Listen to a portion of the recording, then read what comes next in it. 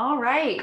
Hello, everybody. My name is Caitlin. I am a registered dietitian. I'm also a trained chef and culinary nutritionist, and I am with Be More Health Coaching. And we are going to talk about something a little different, maybe to you, called mindful eating. And this is really a technique that you can use that gives you food freedom. All right, so we are at the mercy of the internet. If I get disconnected, give me a minute to hop back on. If you get disconnected, don't worry. This is being recorded and you can watch it at another time. I go over a lot of information, so you don't have to worry about taking notes. Again, you can just have a copy of the recording, and I will give you a way to contact us if you have any questions about this. And I will be asking you questions, so please respond by typing them into the chat. Welcome to the people trickling in. All right. So when I started creating this presentation, I started researching different types of diets. Diets are such a part of our culture these days. Just type yes or no. You don't have to answer. Just type yes or no into the chat. Who here has been on a diet before? So on average, Americans will go on at least 4 diets in their lifetime. Losing weight is usually in the top 3 New Year's resolutions each year. 65% of people that lose weight on a diet will gain it back. 95% of the diets that we start or begin to follow, we will not be able to keep up with for a 5-year span. And within 2 weeks, 25% of Americans will give up on their diets. So I read those statistics and I got to thinking about dieting and learning that it's a multi-billion-dollar industry, and started to think, well, where did this begin? Now, this began long before what I'm about to go over, but I just thought I would give you guys a little bit of humor on your Friday afternoon.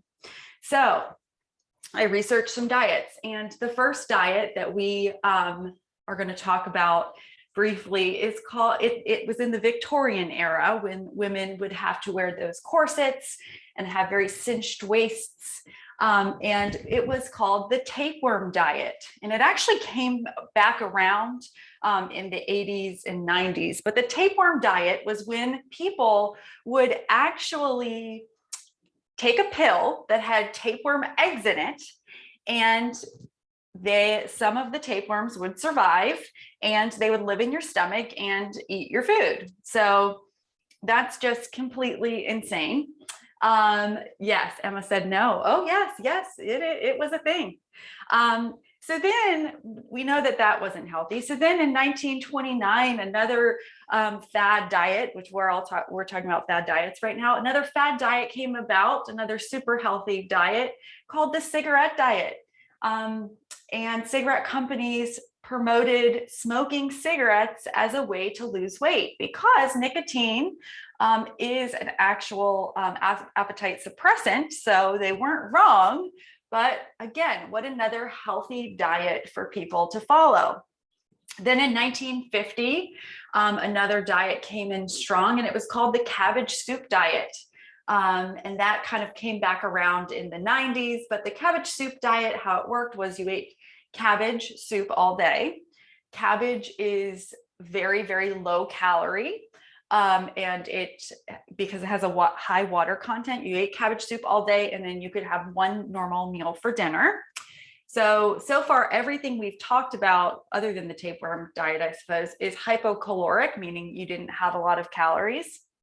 So that's really why people would lose weight doing these things. And the last one we'll talk about was in 1976. There was something called the Sleeping Beauty diet. And that was when you began to feel hungry. You woke up for the day, you began to feel hungry, you would take a sleeping pill and go to sleep until the next day. And so, of course, again, you'd lose weight because it was very hypercaloric. So with this craziness has been going on for hundreds of years. We just want to be thin as a society. And that is what diet culture is. So you might have heard the terminology diet culture. And basically what it is it's a set of beliefs that our society has that makes people think that thin is healthy, and that certain foods are good foods and certain foods are bad foods. We kind of feel that we need to restrict calories, and it normalizes negative self-talk about ourselves, like, oh, I can't wear a bathing suit, it doesn't look good on me, or look at my stretch marks. That is not normal, okay? And we live in a society where this is very strong, and it's been made worse with social media. And everyone in the chat answered that they have been on a diet sometime in their life. And this is why, that I will show you right here. Let me move my, so I can read it a little bit better. Okay, so this is the diet cycle, and this is how it works. At some point, people, or you think to yourself, I want to lose some weight. I'm going to start on the X diet. Let's use the keto diet as an example. They're like, okay, I'm going to lose weight. I want to start keto. I hear it's really successful. So then you start keto, it's going great. And you go, your friends invite you out for dinner, and they go to an Italian restaurant, and you're like, oh no, I can't have pizza, I can't have the bread, I can't have the pasta. And then you go home, and all you're thinking about for the next few days is like, oh my gosh, I want pasta, I want pizza. You start having these cravings for foods that are restricted. Okay. And then you're like, oh, I'm just going to do it. And you order a big pizza, and you eat the pizza, and you feel out of control, and you binge, which is eating a whole lot of food. And then you gain the weight back, and you have actually decreased your metabolism. So when I talk about all these diets, I call them yo-yo diets. Yo-yo diets are diets that are meant for short term to achieve weight loss. Now, it is not just bad for us mentally, because it really does mess with us, but it's really bad for our metabolism. It is bad for our hormones. It is very confusing. You might have heard like, oh, people at some point will actually stop losing weight because they're having too little calories. It's a real thing that happens. Our body goes into a starvation mode and starts holding on to what we eat. It is not good for us. Our body does need a little bit of fat storage. So we kind of understand the diet cycle. We understand that it's not good because it really does decrease our metabolism.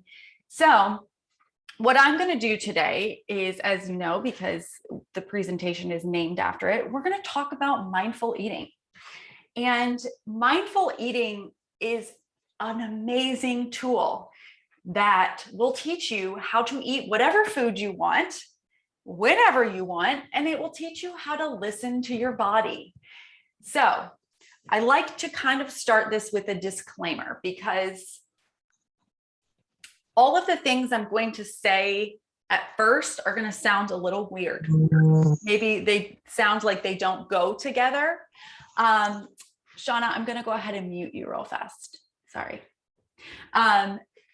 So they're going to seem a little weird, but just wait till the end. I'm going to bring it all together. But this really is what I call, it's food freedom, learning how to eat without any guilt. All right. So right here, I have a cute little baby, and I have the baby here because babies are mindful eaters. So once upon a time, we were a mindful eater. And mindful eating is a tool that focuses on a person's awareness and experience of food. And it teaches us how to be in the moment with food. So if you put food in front of a baby, well, first of all, they usually cry when they're hungry. So they identify their hunger cues. Then you put them in your high chair and you put food in front of this baby. And the baby looks at it. The baby picks it up. They feel it. The baby puts it in their mouth. They decide if they like it. They decide if they don't like it. But the biggest thing the baby does is when the baby is done eating, when the baby feels full, they stop. They don't finish everything on their plate. All right, so that is what we're going to learn about. Now, type into the chat. This is a big plate of food. I don't know exactly what it is, but I want you to type into the chat some adjectives or how you would describe this meal. Does it look good to you? How are the portion sizes? What do you notice when you look at this plate? There's no wrong answer, so just type into the chat what you see. Nicole says oily. Emma says fried. Anybody else? Satisfying. All right, there really are no wrong answers. Okay, and then let's see. Look at this plate of food. Again, there's no wrong answers. So when you look at this plate of food, what do you notice? What do you observe? Fresh, green, clean, bright. Yes. For me, the first plate of food, going back to the first plate of food, although you can't really tell, it looks like a really big plate. It looks like a big portion to me. I don't see like a big variety of colors. I see a lot of carbohydrates, I think. I'm not exactly sure what everything is on there. So that's what I observe.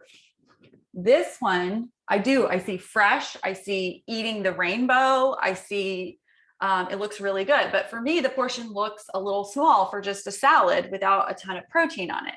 So we just did the first part, the first tool, I guess, of mindful eating. And that is looking at your food. It's the very first thing that we should do.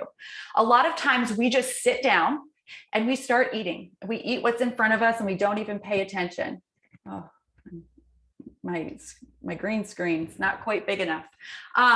We don't even pay attention to what we're putting in our mouth.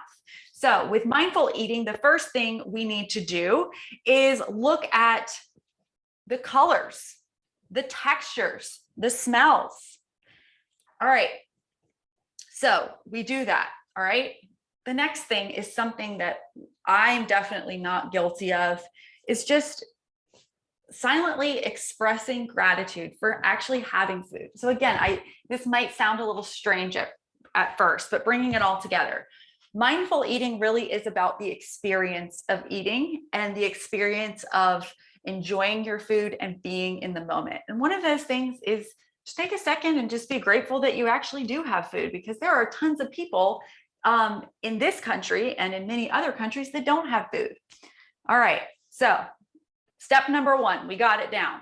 We are looking at our food and observing it and being grateful. Now, number two, something that we have a problem with as a culture. Again, we live in a very fast-paced society, fast-paced culture, and we are so busy. The second part of mindful eating is slowing down, enjoying your food. So put your fork down in between each bite. Type into the chat, are you a really fast eater? I inhale my food. I try not to. I've become much better. Once I learned about mindful eating, it has really helped me. But I used to work in restaurants. When I introduced myself at the beginning, I told you I was a trained chef. Well, before I went to culinary school, I worked in many restaurants, and you don't get a lot of time to eat there. And it's like, when you get time to eat, you just eat it and go. And so that kind of stuck with me. So eating, slowing down and actually enjoying your company. I'll get to a little bit more about that within the next slide, but enjoy the people that you're with around you. Kind of, if you are doing a family style dinner, like with your family. You can even teach your children kind of about mindful eating by playing a game, just like you're on Top Chef or something, and say, oh, I really like the crunch of this, or I notice the salt in this, and really identify, being able to look at lots of different components of the meal. But with slowing down, we actually are eating less food a lot of the time. There really is a connection between the mind and the stomach. And it does take about 20 minutes for our stomach to say, I'm really full, for your brain to understand that. So a lot of times we overeat and don't feel good because we have just consumed too much food. And by slowing down and really putting your fork down between each bite, or taking a sip of water in between each bite, we give our stomach and our brain some time to get together and actually observe if you're hungry or if you're full. All right. The next thing is chewing your food. Okay, I know at this point you're thinking, okay, this is all very strange. But chewing your food is something that we don't do well enough. All right, chewing your food kind of goes with slowing down. We should be chewing our food between 20 to 40 times each bite. And I say that because it's not just good to slow us down. It actually makes digestion a lot easier on your stomach and intestines. So we're starting that digestion process in our mouths. If you have a lot of problems digesting, especially like after a heavy meal, it can actually help you to chew your food. Like I said, 20 to 40 times. Another thing that you can actually do is taking smaller bites. So I kind of say taking bites the size of the food that you would give to your 2-year-old, just smaller size bites. And again, that will slow down your eating process and you'll probably be eating less. Another thing is, don't stuff your mouth completely full. Sometimes people will just shovel in a couple bites before they start chewing. Don't do that. So again, this is just another component. And I promise once we bring them all together, it's going to make a lot of sense. Now, this is my mindful eating. Hey, Chris. Not just mindful eating. Please make sure you're on mute. I don't know who's unmuted. I don't have the attendance list up anymore. All right. So if you take nothing from this presentation at all, I really, really recommend listening to just this little bit. So eat without distractions. We really have a bad habit of, I'm muting you, Brad, sorry. We have a bad habit of playing on our phones, watching TV, being on the internet, working and eating. And what happens there is we are not experiencing our food at all. We are not chewing well. We are not slowing down. We are eating mindlessly, and mindless eating leads to extra calories. So the cool thing about this, which we'll get to, is you can really eat any food. And a lot of times when people start mindful eating, they do lose weight because they cut out a lot of calories. And this is one of the reasons why. If you sit on the couch in the evening and you have a bag of chips or, a bag of popcorn, or you're sitting eating ice cream, you're not enjoying it. Food is meant to fuel our bodies. Now, I understand that it's not always that simple. Food is also emotional, and we will touch on that. But what happens is we eat to cope with emotions, and a lot of times we're not even paying attention. So my challenge to you is to actually sit at a table without distraction and enjoy your food. Look at the food.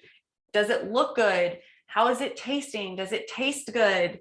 Chewing your food, enjoying it, and listening to your body throughout doing that. So try to limit the amount of time that you are actually eating while doing something else. All right. Listen to your body throughout the meal.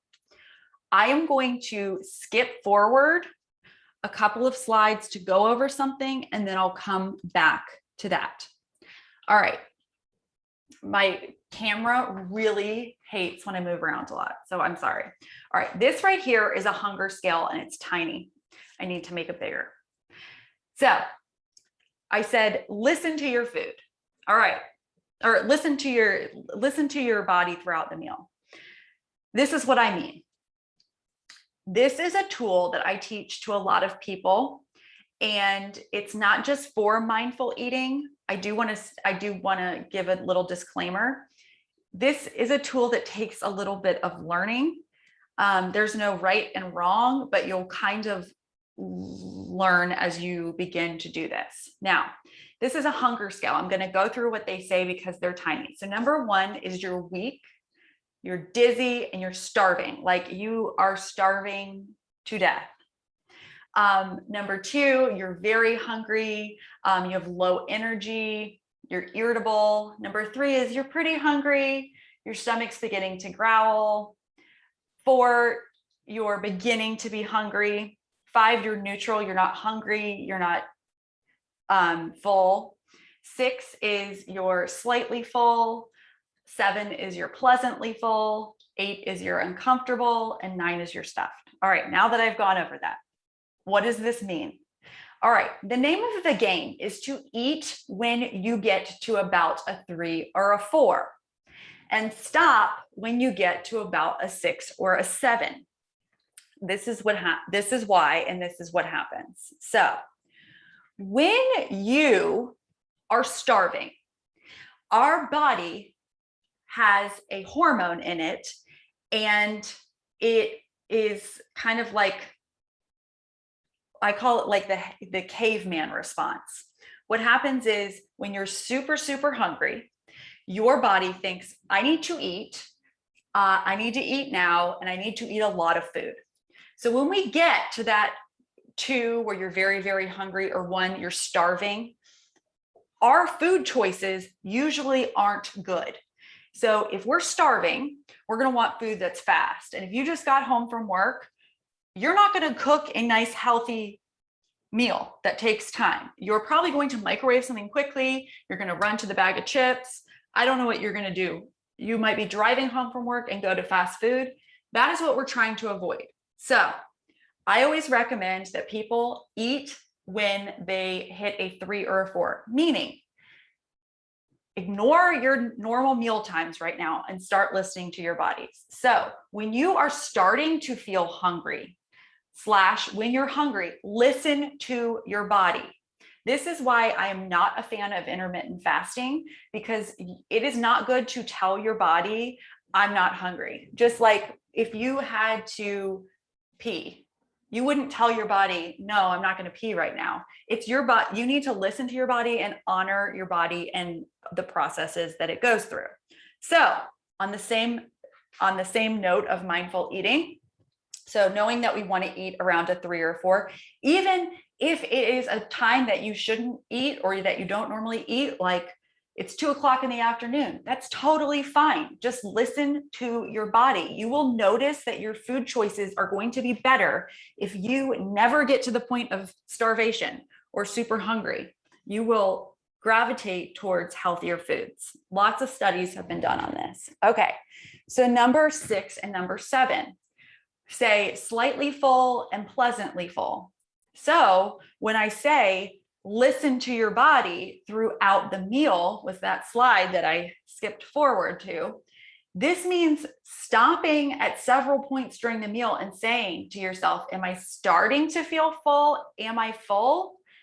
Knowing that our mind might not have caught up with our stomach yet. So stop eating when you start to feel full. Don't stop eating don't keep eating because there's still food on your plate. You don't have to finish your plate. I didn't say, I understand there are lots of people that don't have food. I didn't say throw the food away. You can just get it to go or put it in a Tupperware to eat for lunch tomorrow. Listen to your body. So even if it is half the plate, stop eating. So when we get to that 8 or 9, where we're really, really full, or 9 when it's like Thanksgiving dinner, that is uncomfortable. Our body has eaten too much, and that's hard eaten. Eaten? It has consumed too much. It is hard for our digestive system. We are putting extra work on our digestive system and might not feel good afterwards. So this is kind of the hunger scale, and it is a really cool tool to use. So like I said, you need to listen to your body throughout the meal. Starting the meal, how hungry am I? Does the food look good? Taking a moment to get rid of the distractions, slowing down, chewing your food. And then halfway through the meal, how am I feeling? Am I getting to that 6 or 7 point where I'm starting to feel full, or I'm already full? So again, just kind of asking yourself throughout a meal. Enjoy food, enjoy that experience of the actual meal itself. All right, so here's the cool thing about mindful eating. There is no food off limit. Mindful eating is not a diet. So you can have pizza, you can have cupcakes, you can have ice cream, you can have chips. Because once you start to use mindful eating as a tool, you will notice what foods make you feel good. I should have talked about this on the last slide. So something else when you're listening to your body throughout the meal and even after the meal, you will learn by being more mindful of what you're eating, really paying attention to what you're eating, what foods have a negative effect on you. So if it's even something that's healthy, like Brussels sprouts, you might find that Brussels sprouts really cause stomach discomfort because they are a vegetable that actually causes gas in our bodies. So maybe you'll avoid eating Brussels sprouts, or you'll, have some pizza and realize, oh, after I ate that pizza, my stomach didn't feel good, or I was hungry really quickly after that. So using that tool of mindful eating to kind of learn the effect that food has on our body. Now, we can enjoy any food that we want. So how this is unlike a diet is where a diet would say, no, I can't ever have a cupcake. And then a lot of times people go into that binge, or like, I quit, I can't eat healthy anymore cycle, because they are restricted. And then they're just like, I can't do it anymore. So a lot of times, and a lot of studies have shown that if you don't tell yourself no, then it's not as desirable. And that's why, like if you think about countries overseas that have a young drinking age, it kind of takes away that desire, and it's not as exciting. Just like with cupcakes or pizza, it's not as exciting if you can have it whenever you want.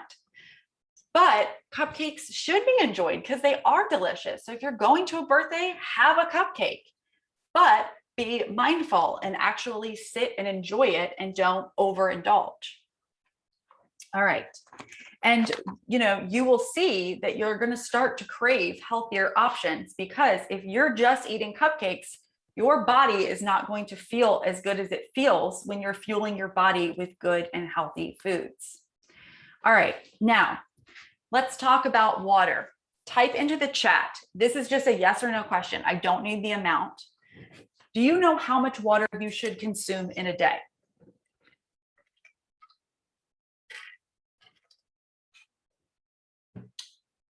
Just yes or no in the chat. Okay, not sure. All right, so my general rule of thumb is half of your weight in ounces. So if I were to weigh 120 pounds, I need 60 ounces of water. Now, this changes. There are lots of different variables. Some medical conditions require you to need less water, such as kidney disease or congestive heart failure. Sometimes you need more water, like if where you live is at a higher altitude. So if you lived in the mountains in Colorado, you need more fluid every day. If you live in an extremely humid climate, you'll need more fuel. If you've recently been sick with diarrhea and vomiting, you're going to need more fluids. So I just like to say that as a little disclaimer. Another thing, a lot of times people don't drink enough water. It's just fact. And here's my recommendation. One reason that people don't drink a lot of water, and I find this with like men later in life, is because it makes them have to urinate more often. Something to prevent that, whether, you know, just in general, is just having sips throughout the day. Don't stop and guzzle a half of a cup at once. Stop, have a couple sips, keep going, and just do it that way. Also, a lot of times we have found out that drinking or that dehydration is actually confused for hunger a lot of times. So if you are drinking enough water, you won't have that confusion. If you feel thirsty at all, that is a sign of dehydration. So your goal should be not to get thirsty, if that makes sense. All right. And then I always say choose water because it avoids empty calories. I get asked about juice often.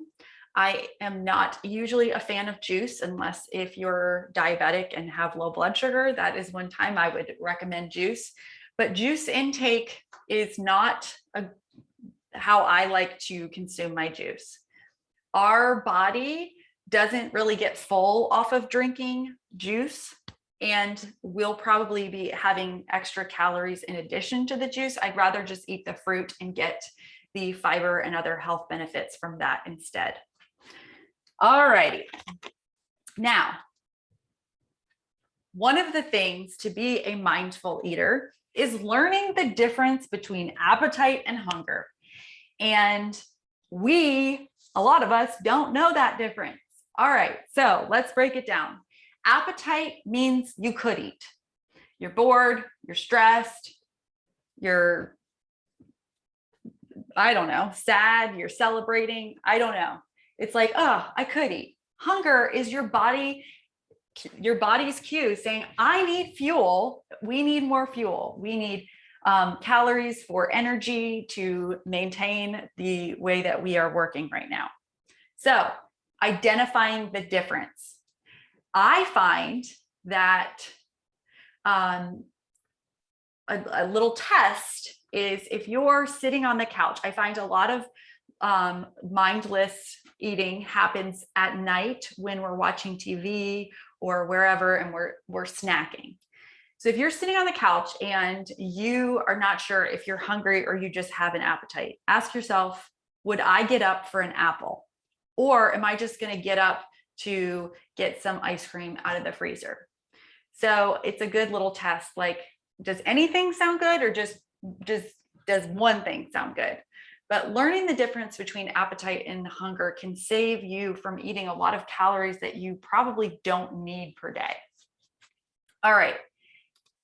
And the next part of that is actually learning how to cope with your emotions without having to deal or, have food involved. Because what's happened is if we're bored, we eat. If we're sad, if you're sad, you eat ice cream, you eat chocolate, or you say, I deserve this. Or if you're super stressed out, you want something crunchy and you just are just like eating chips just to, do something. Here are some ideas on things that you can do instead, because we really use food as a crutch, and it's considered disordered eating, not an eating disorder, but disordered eating, because it's like food, you're relying on food to solve problems. So if you're super stressed out, try some breathing techniques, slow, deep breaths, holding them. It will actually help slow your heart rate and can help prevent, you needing to go reach for some chocolate. You could try yoga class to help with stress. Exercise really does help with that. Going for a walk, getting outdoors. That will work for stressed or sad, because being outside really does help improve your mood. If you're stressed or sad, again, you can listen to some calming music. You can call a friend, you can have a good cry. It is okay to cry, and it's a good way to actually, deal with your emotions head on. Another thing too, if you're super stressed out, organizing can help. Cleaning and organizing can add some structure and help, it creates relief. If you're celebrating something, rather than going out for ice cream or, I don't know, going out for drinks all night long, drinking empty calories, you could plan a vacation. It doesn't have to be like to the Florida Keys. It could be as simple as, oh, I'm going to go to this little town that's 2 towns over that has a cute, shops or something. It could just be something little. So doing something else with your time instead. All right.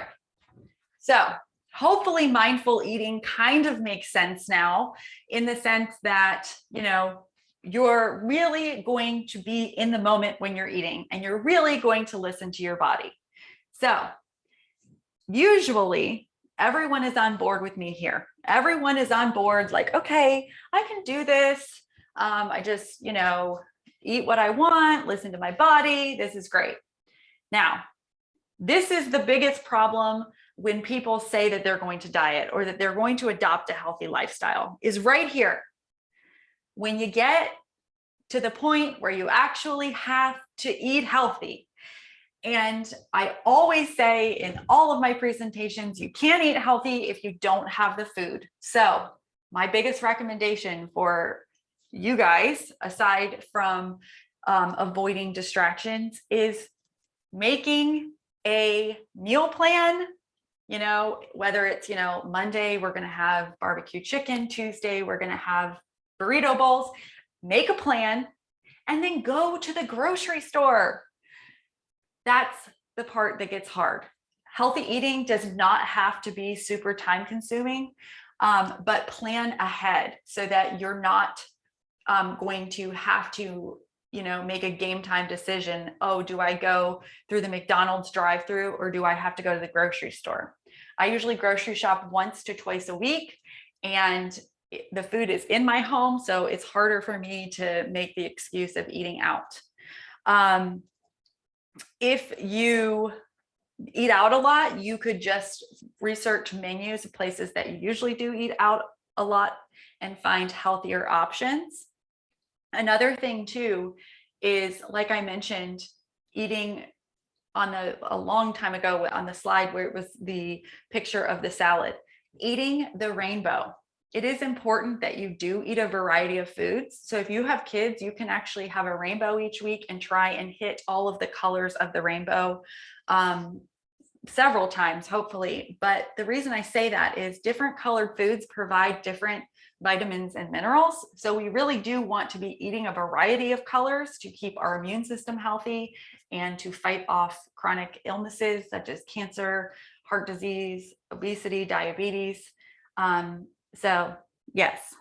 Oh, and having healthy snacks on hand. If usually my healthier snacks, when I have kids, I keep them low so that they can see them. But for me, it's just, making sure that I have things grab and go, ready to go. So preparing that way. All right, now, how to eat mindfully socially. So another problem I see is people will be on board and then it's like, oh gosh, now what do? I have to go to a birthday party, or I have to go to a wedding or a funeral. Well, these are my tips for any social setting. It could be a holiday potluck. All right, number one, wherever you're going that's social is probably going to have food there because people love food. Don't go to the party hungry, okay? When we're hungry, again, we get that caveman response. We're going to eat probably not the healthiest of things. So have a snack before you go wherever you're going. A snack will hold you over enough that you're not like super, super starving, but you can still enjoy some of the foods that are there. Another thing you can do if it is a potluck or you're just going to your friend's house is you can always bring something healthy. That way you can kind of fill up on that and enjoy the other things too, but at least you know one thing there will be healthy. I always say enjoy what you love, meaning have the cupcake, enjoy it. Don't regret not eating it, or have the glass of wine, enjoy it. And don't restrict anything from yourself. Don't hang out by the food. If there is a buffet table there, do not have a conversation next to it and just be picking off of it. That is mindless eating. You want to be mindful with your eating. So get a plate. Always choose a small plate if you're at a potluck or if you go out to a restaurant with a buffet. We are more inclined to eat more if there is a big plate of food. Do small plates and you can always go back and fill the plate. So yes. All right. So benefits of mindful eating. Just want to wrap up and kind of reiterate some things. Mindful eating is a great way to live. Like I said, it's not a diet. It kind of falls into that 80-20 mentality where the majority of the time you're eating good things. Those good things, make your body feel good. They are good for us. And then 20% of the time we get to enjoy things that we love and we're never feeling restricted. It's a good way to raise children too, without saying, oh, that's not healthy, or no, you can't eat that. It kind of teaches kids that, enjoy the good, healthy foods. And, we can enjoy some other foods as well too. But learning how to do this a lot of times does result in weight loss, because if you are eating a lot of food that is super processed or just isn't good for you, or a lot of fast food, weight loss is good if it is indicated, but cutting out a lot of processed foods also cuts out a lot of inflammation. It can actually help decrease if you get headaches. It can decrease bloating. It can decrease digestive issues. So it is a really cool technique. Plus, you can learn about food sensitivities that you didn't even know that you had. And yeah, it's just a healthier lifestyle mentally too, because you're not always chasing, oh, I can't eat this, or yes, I can eat this, because it's not good for our actual hormone levels.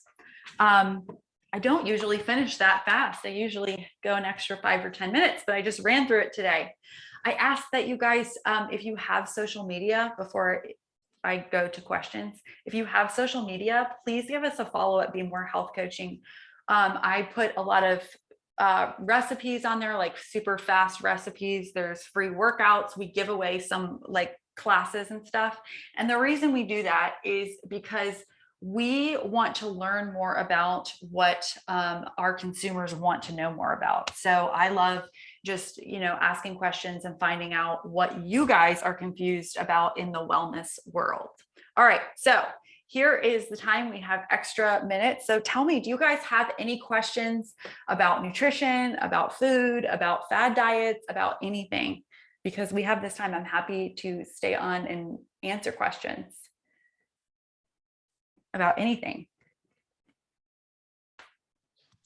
I have a question. Are there any, maybe not diets, but kind of more like those lifestyle type of food choices, whether it's keto, not necessarily, I don't know. Are there any that you're kind of a fan of, or is it just? That's a good question. All right. So let me just touch on keto for a second. Keto, the main reason I don't recommend keto is because a lot of people do it wrong. And it also puts a lot of foods into yes and no categories. So ketogenic diet is really, really high in fat. It's low in carbohydrates and moderate in protein. What happens is that cuts out big food groups like fruits. So you're missing a whole bunch of different, anytime a diet cuts out of a food group, it's not healthy, bottom line. A lot of times it raises people's bad cholesterol levels because of the amount of fat that they're eating. again, it just puts you into a category of a diet that you can't follow your entire life. We saw it about 10, 15 years ago with Atkins diet, South Beach diet. They were all very similar, and they don't succeed because people can't be on them long term. And it's not good for our bodies to yo-yo like that. Intermittent fasting isn't the worst thing in the world. My problem with it is if you are a social person, you can't drink. You can't go out for drinks with your friends. You can't go out to dinner with your friends. You fall into a very specific window. I like it that it doesn't say yes or no to any certain foods. However, it's just telling you like when you can and can't eat, and that's not really listening to your body's normal cues. It's not really a diet, although it's called a diet, is the Mediterranean diet. It's usually what actually doctors will put people on when they have high blood pressure. But a Mediterranean diet is very balanced. It focuses on whole grains, fruits and vegetables, and a lot of omega fatty acids, and it decreases your chance of getting things like cancer and diabetes because you're having all these anti-inflammatory foods. It's just a very healthful diet.